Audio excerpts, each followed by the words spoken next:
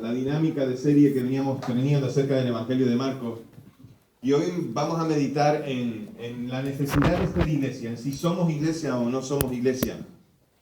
Y ello por algo que he vivido en este verano, que también me hace meditar, y sabiendo que estamos a punto de cumplir esos 2 años como iglesia, bueno, que hemos cumplido esos 2 años como iglesia y tantas cosas más, yo quería compartiros acerca de la necesidad de ser iglesia.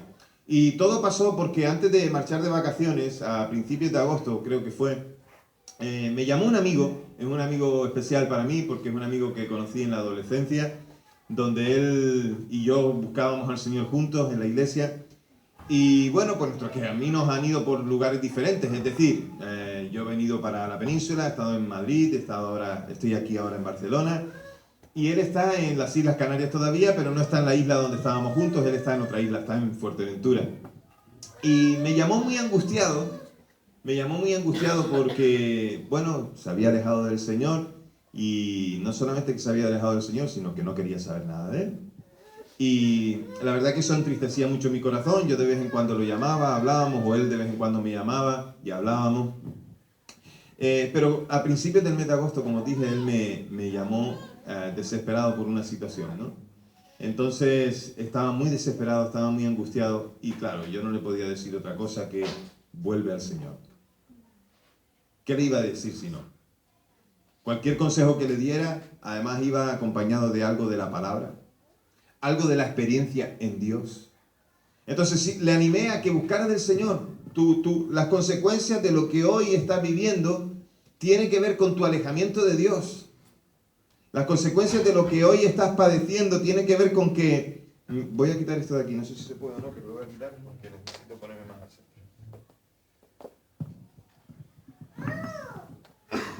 La consecuencia de lo que estás viviendo, le dije, es porque te alejaste del Señor. Cuando uno quita la mirada del Señor, el camino por el que transita y anda es un camino que solo trae desesperación. Y yo le dije, tienes que volver al Señor, tienes que volver a buscar al Señor, tienes que decir, Señor, me arrepiento de mis pecados, me arrepiento de haberme alejado de ti, me arrepiento de hacer las cosas a mi manera, me arrepiento de haberme rebelado no solamente contra ti, sino contra la iglesia. Y entonces él me dice, pero no sé si me van a recibir en la iglesia. No sé si me van a volver a aceptar, porque la isla es una isla pequeña y allí casi que se conoce todo el mundo, y en el mundo cristiano más. Aunque una de las iglesias más grandes de toda España está allí, en aquella isla. Y entonces él dijo, no sé si me van a recibir, no sé si voy a ser bien recibido en aquel lugar. Y yo le animé a que llamara al que era su pastor. Digo, llámalo. Me da vergüenza, me dijo. Digo, ¿quieres que lo llame yo por ti? Dice, sí, llámalo. Así que yo hice la gestión, llamé a su pastor, bueno, le mandé un WhatsApp, le dije, oye, necesito que ayudes otra vez a Jaime. Entonces el sábado eso fue un viernes, el sábado me puse en contacto otra vez con él, me dijo que iba a ir a la iglesia, el domingo por la mañana me lo volvió a repetir, el domingo por la tarde fue, y la reacción de la iglesia para con él me muestra lo que realmente debemos ser como iglesia. Porque la iglesia sabe quién era él y lo que estaba haciendo y por qué lo estaba haciendo. Pero no hubo nadie que le recriminara lo que estaba haciendo, sino lo que recibió fue brazos abiertos y manos extendidas para recibirle nuevamente en la casa. La compasión, la misericordia, la necesidad de entender que no somos jueces absolutamente de nadie, sino que somos anunciadores del mensaje de salvación. Que mirándonos nosotros delante de un espejo podríamos ver todos nuestros fallos y saber que nosotros también somos pecadores. Que cuando leemos la parábola del hijo pródigo, vemos a un padre recibiendo a un hijo que le había despreciado de muchas formas y de muchas maneras, pero le extendió los brazos y fue corriendo a su cuello y lo abrazó. Cuando abrí el teléfono el lunes para que me contara, llamé para que me contara cómo había ido, me contó toda esta experiencia. Ninguno me recriminó, ninguno me dijo, ninguno me juzgó.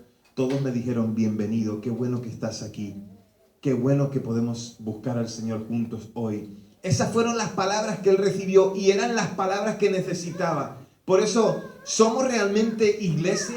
¿Somos realmente la comunidad sanadora que recibe a los pecadores, a los que han caído, y los recibe para consolarlos, para animarlos, para ayudar en su restauración como nosotros hemos sido restaurados?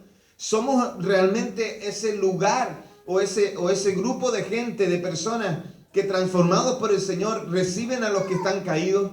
¿Es la iglesia, como dicen algunos, es la iglesia un museo de santos o es un hospital para pecadores?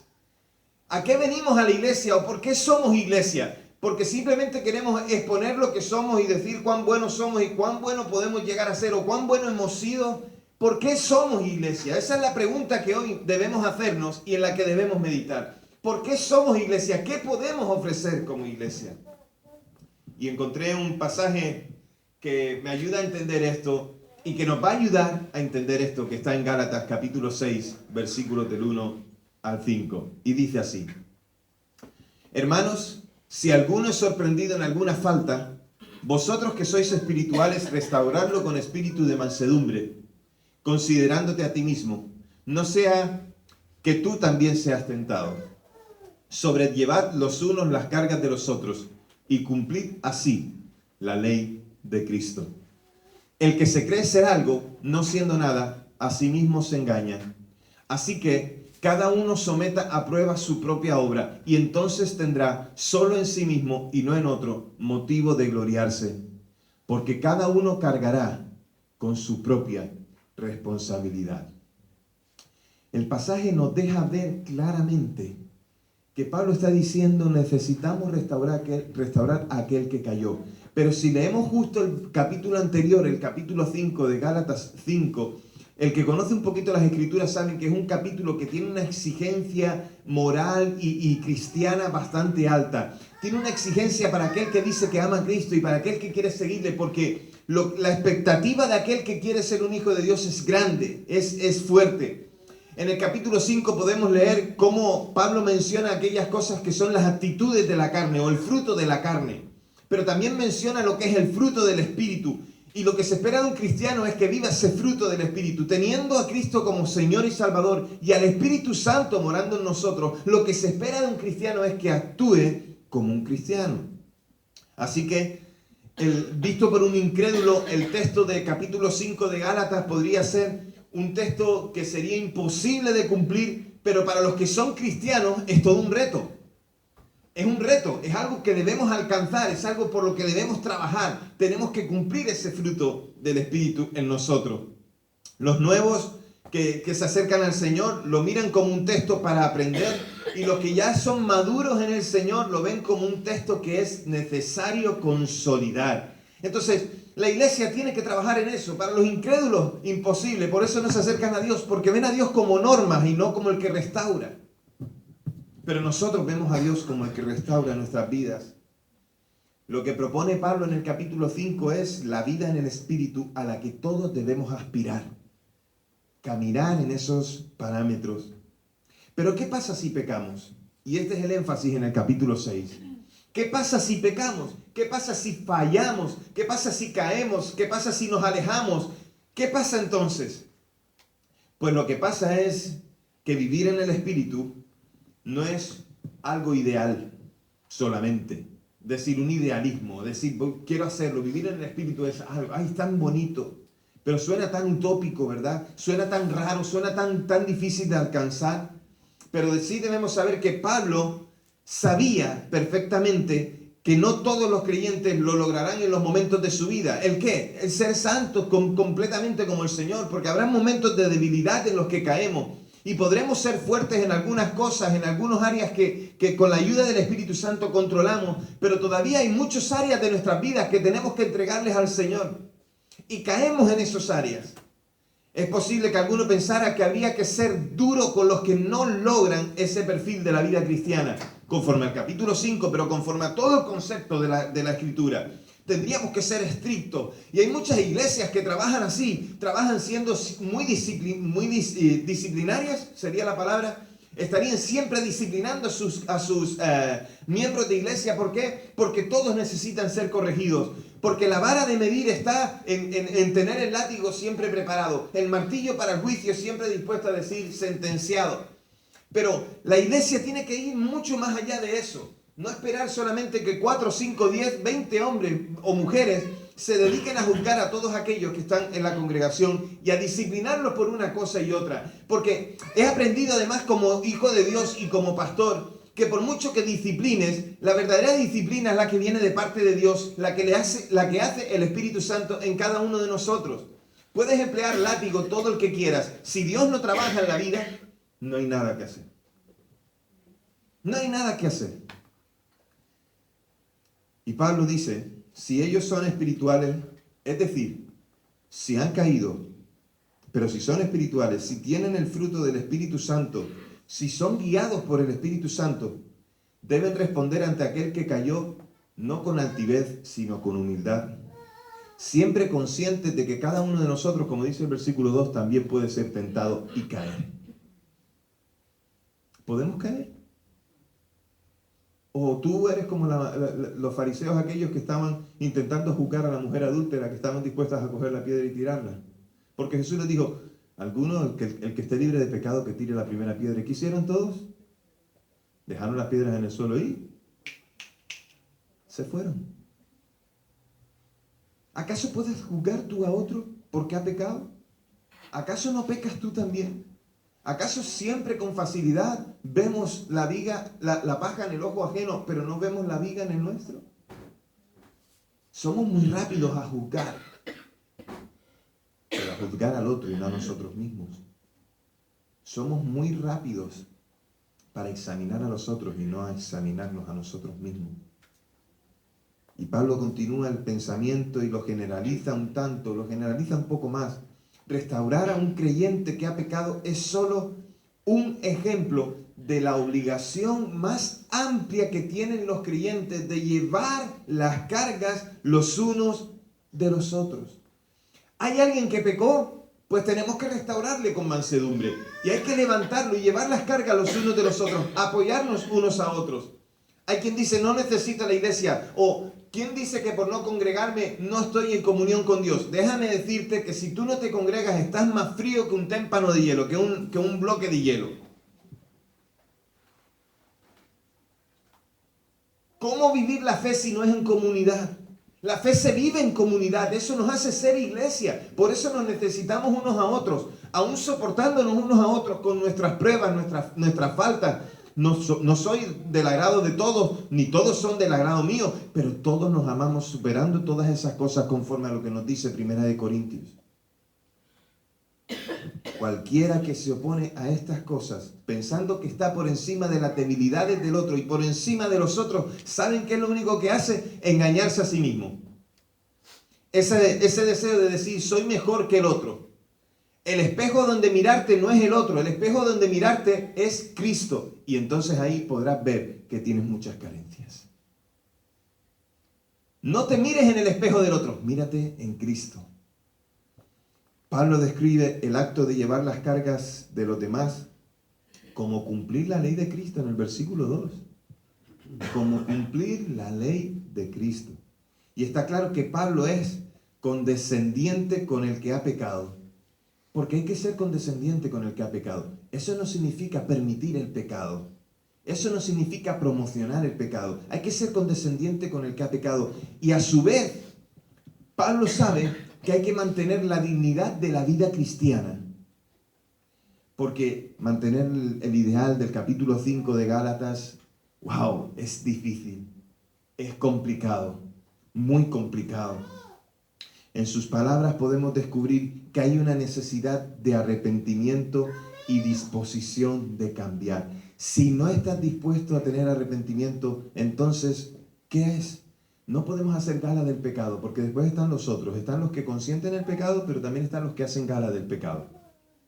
Por poner un ejemplo. Bueno, soy un mentiroso. ¿Y qué? Esa actitud no es buena delante de Dios, ni tampoco es buena en la iglesia. No debemos decir, estoy pecando y no pasa nada. Debemos ser conscientes de que para que haya un cambio tiene que haber arrepentimiento y la disposición de que se produzca ese cambio.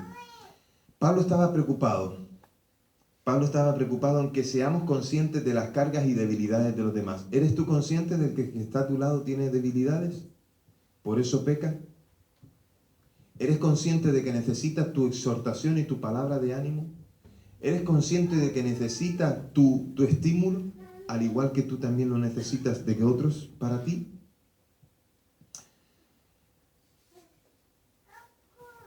Cuando no somos conscientes de eso, podemos caer presa de ese complejo que yo llamo de superioridad, de ese sentimiento de superioridad hacia los que están a nuestro lado. Y entonces caemos en otro pecado, en el de la jactancia. Pensar que somos más que, o que ya lo tenemos todo. Hay cristianos que no necesitan que se les enseñe más nada. Entonces yo digo, están a la mano derecha del Espíritu Santo. Todos tenemos que aprender. Todos tenemos que tener la disposición para que Dios haga su obra en nosotros. Y en los últimos versículos que leímos, en el 4 y el 5, se nos recuerda que es necesario que el examen sea solamente de uno mismo. Que tenemos que evaluarnos a nosotros mismos. Que cada uno debe mirar las debilidades suyas y mirar las debilidades de los demás solo por compasión y no para comparación. Ten compasión del otro y no te compares con el otro. No seas como el publicano. Gracias, Señor, como el fariseo con el publicano. Gracias, Señor, porque no me hiciste como este publicano, tal. ¿Se acordáis? Yo me acuerdo. En ese sentido, cada uno debe llevar su propia carga. Podríamos parafrasearlo así. Si quieres gloriarte, solo mírate a ti mismo. No seas como el fariseo. No seas como el fariseo. Usa los parámetros de Dios y entonces verás que gloriarse solo puede ser en Dios. Gloríese cada uno, el versículo, gloríese cada uno en el Señor. Y como dije al principio, pensando en todo esto, pensando en lo que le sucedió a mi amigo, pensando en todas las cosas que están alrededor nuestras y que suceden, que vemos constantemente, que pasan en nuestra iglesia tal vez y que pasan también en otras iglesias, mirando todas estas cosas, reflexionando también en el texto bíblico que acabamos de meditar, me llevó a pensar en si somos la iglesia que Dios espera. ¿Qué piensas tú? ¿Somos la iglesia que Dios espera? ¿Somos la iglesia que Dios quiere que hoy sea testigo de su salvación para que otros muchos puedan conocer que Él es el Señor? Y no podemos olvidarnos, ahora sí, Fabio, no podemos olvidarnos del lema de este año, estableciendo los cimientos. Porque aun cuando tenemos todavía como iglesia local 2 años, ¿verdad? Todavía queda mucho por hacer y quedan establecer los cimientos para que podamos ser la iglesia que Dios quiere que seamos. Y aun cuando lo logremos, todavía tendríamos que revisarlo y tendríamos que confirmarlo, porque no lograremos nada hasta que venga el Señor. Y siempre tendríamos que estar trabajando en ello. Por eso quiero recordaros que este año tenemos un lema y es que estamos estableciendo los cimientos de una iglesia que quiere ser una iglesia sana, una iglesia que está viva, una iglesia que edifica, una iglesia que comparte, que tiene comunión. Queremos ser iglesia. Somos iglesia, pues queremos ser la iglesia que Dios quiere que seamos. Y para ello tenemos que tener la mente de Cristo. El corazón del Señor en nuestro corazón. ¿Qué es la iglesia? Pues tú lo sabes ya. La iglesia son los apartados, los llevados afuera. Es la traducción literal de la palabra eclesía en griego. Los llamados afuera. Llamados afuera porque no están en el mundo, pero no pertenecen a él. Han sido llamados para algo diferente. La iglesia son los apartados para hacer algo diferente a lo que el mundo tiene establecido. Somos iglesia porque hemos creído al Señor. Hemos creído a Dios en cuanto al testimonio que ha dado de su Hijo Jesús, que murió en la cruz para perdonar nuestros pecados, reconciliarnos con Dios y darnos vida eterna. Somos iglesia porque hemos aceptado ese testimonio, lo hemos creído y somos salvos. Por eso somos iglesia. Somos iglesia porque tenemos una identidad. Somos iglesia porque hemos venido a reconocer lo que en la palabra nos dice que es la iglesia. Pero hay cosas que tenemos que establecer bien. Y establezcamos como principio que ser iglesia es saber recibir al que ha pecado, al que quiere y necesita ser restaurado.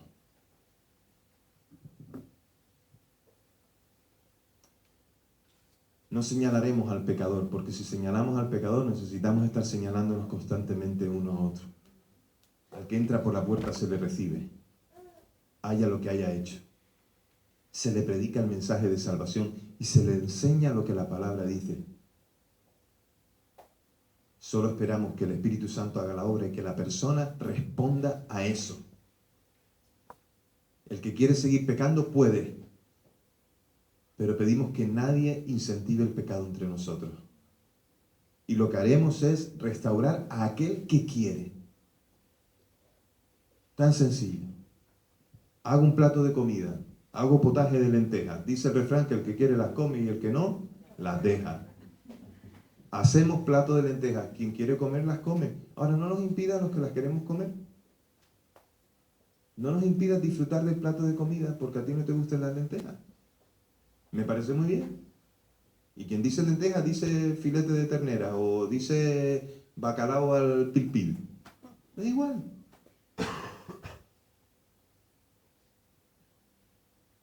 Somos iglesia cuando mostramos calidad humana y espiritual con el que vuelve a casa. Cuando solo le decimos un bienvenido, estás en casa, qué bueno que estás aquí otra vez. Cuando no juzgamos a nadie, debemos renunciar a ese complejo de superioridad con el que tratamos al caído, con el que no hace la voluntad de Dios. Como pecó, como cayó, entonces ya pues tenemos el derecho de juzgarlo. El texto que hemos meditado nos dice que tenemos que pensar que un día seremos nosotros tentados y caeremos. Y a lo mejor el que entró cayendo ahora será el que nos restaura a nosotros después. Somos iglesia cuando hacemos valer las instrucciones de Dios, cuando la palabra tiene valor.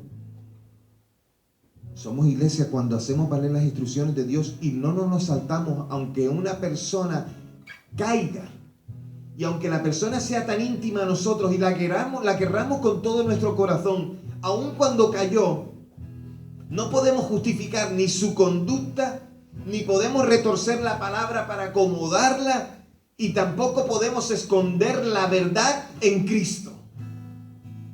Así que hay que hacer valer las instrucciones de Dios, hay que hacer valer la palabra de Dios, la Biblia.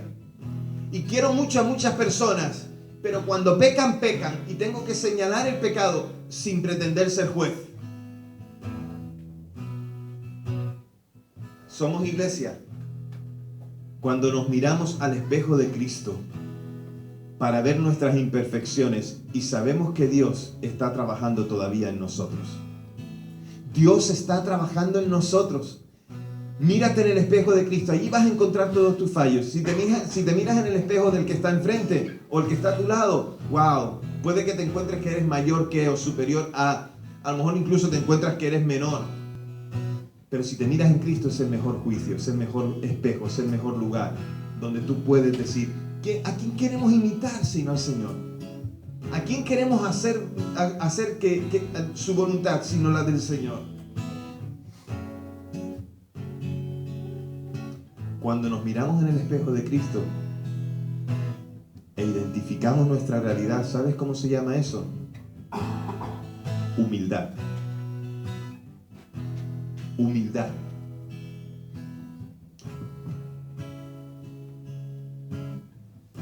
¿Somos iglesia? ¿Somos iglesia?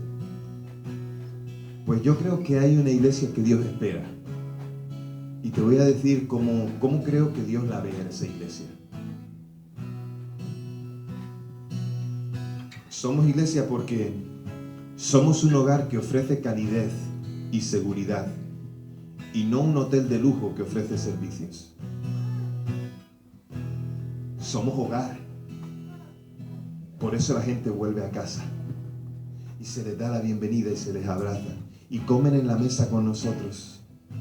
Porque el mismo Jesús se sentó a comer con pecadores, pero no participó de su pecado. No somos un hotel que ofrece servicios y donde tú entras y encuentras un recepcionista que te recibe con una buena sonrisa y te dice: bienvenido, ¿en qué le puedo ayudar? Y te atiende con mucha generosidad, pero a lo mejor dentro de él hay mucha hipocresía. No ofrecemos una buena cama solamente, un lugar de paso. No ofrecemos solamente un buen servicio, una buena restauración. No somos un hotel de lujo que recibe a la gente como si fuera un lugar extraño y que pone una cara de: ay, bienvenido, ¿cómo estás? Qué bueno. Somos hogar. Iglesia es hogar, es casa. Somos iglesia, entonces somos manos extendidas y brazos abiertos para abrazar y recibir, y no un cartel en el cuello que se reserva el derecho de admisión. Manos abiertas. Bienvenido. Como decía el padre en la parábola del hijo pródigo: he aquí mi hijo que ha venido, hagamos fiesta. No hacemos acepción de personas, es el cartel en el cuello. ¿Sí? No recuerdan ver eso, ya no se ve mucho, pero en los negocios y en muchos lugares se ve el cartel que dice: reservado el derecho de admisión. Decimos quién puede y quién no puede entrar. Ojalá que la iglesia nunca tenga ese tipo de carteles colgados. Ni en la entrada ni del cuello de ninguna de nosotros. Todos tienen lugar en la iglesia. Todos tienen lugar. ¿Somos iglesia? Entonces somos oídos atentos para escuchar y no labios que se apresuran a juzgar. Si somos iglesia, escuchemos al pecador cuando nos cuenta sus batallas. Escuchemos al pecador cuando nos cuenta sus debilidades. Escuchemos al pecador cómo sufre y lucha por querer vencer, pero no puede. Estemos dispuestos a traer de nuestros labios la bendición de Dios y una respuesta de parte de la palabra y no nuestro juicio.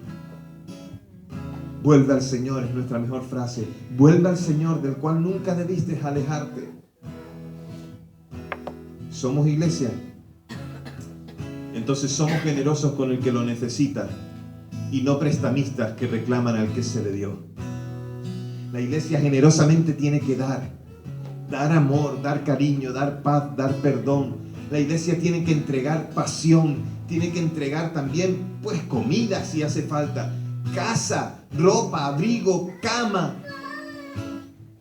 Pero nunca le reclames a aquel al que le diste. La iglesia no reclama a nadie, la iglesia da. Y no lo apunta para tenerlo en cuenta. La iglesia lo entrega, lo ofrece. Y el que lo quiere recibir, lo recibe. Somos iglesia. Somos iglesia porque somos luz constante que indica el camino a seguir. Y no estrellas fugaces que aparecen de vez en cuando y que confunden a los que ven. Somos iglesia alumbrando. Por aquí ha dicho el Señor que hay que ir.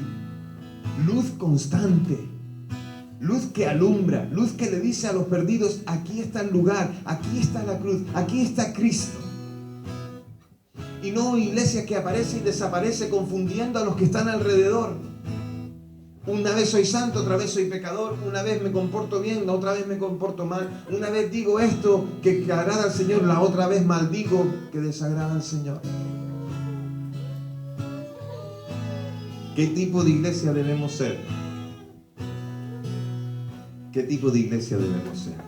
Si somos iglesia, debemos ser la iglesia que Dios espera. Un hogar de brazos abiertos, de oídos atentos, generoso, que alumbra. Y creo que me quedo corto, porque hay tantas cosas más que la iglesia puede hacer, ¿verdad? Y seguro que en tu mente, en tu corazón estás pensando: como iglesia también debemos ser así. Pues añádelas tú y hagamos que seamos iglesia. Porque hay muchos que recoger. Hay muchos perdidos que tienen que volver al Señor, a la casa del Padre. Hay muchos que necesitan ser idos a buscar. Lo tenemos que buscar y traerlos a la casa del Padre. Y cuando vengan los recibiremos. ¿Eres parte de esa iglesia? ¿Somos la iglesia que Dios espera? ¿Somos iglesia? Yo espero que meditando en estos 2 años y meditando en lo que está por venir, para poder ser esa iglesia tenemos que ser buscadores intensos de Dios, de su voluntad, de quién es Él. Busquémosle con todo nuestro corazón, busquémosle apasionadamente, y entonces seremos esa iglesia, la iglesia que Dios espera que seamos. Y si no eres parte de la iglesia todavía, porque aún no has recibido a Jesús como tu Señor y Salvador, dile a Jesús hoy: Jesús, te necesito, te recibo como mi Señor y Salvador. Ayúdame a conocerte, a saber quién eres, a saber cómo eres. Y si ya eres parte de esa iglesia, te estás mirando en el espejo de Cristo en vez de mirarte en el espejo del que está al lado, eso será o hará las cosas mucho más fáciles. Oremos. Señor, gracias. Gracias porque nos enseñas a ser iglesia. Y tenemos tantas cosas que aprender todavía, Señor. Aunque tengamos muchos años siguiéndote o desde que te recibimos, hay tantas cosas que aprender. Hay tanto en lo que tenemos que ser moldeados y transformados. Y solo tú, como mano de alfarero, puedes hacerlo, Señor. Y yo te ruego, Dios, que tú pongas tu gracia, que tú pongas tu amor, tu pasión en nosotros, para poder ser la iglesia que tú esperas que seamos. Enséñanos, Señor. Enséñanos a recibir al pecador, y cuando uno de nosotros cae, ayúdanos, Señor, a ser un instrumento tuyo en tus manos para restaurarlo. Hay muchos que necesitan abrazos, Señor. Hay muchos que necesitan, Señor, ser cálidamente bienvenidos. Ayúdanos, Señor, porque también nosotros somos débiles y caemos, y también necesitamos que el que está al lado nos restaure. En el nombre de Jesús oramos. Amén. Amén. Y con esto en mente, y pensando en estas cosas, vamos a participar del pan y del mosto. Porque el Señor esperaría que cuando participamos del pan y del mosto no hubiera rivalidades ni contiendas entre nosotros. Oye, que yo sepa no las hay, pero si las hubiera tendríamos que trabajarlas. Si hubiera superioridad de alguno de nosotros hacia el otro, debiéramos trabajarlo. Si hay falta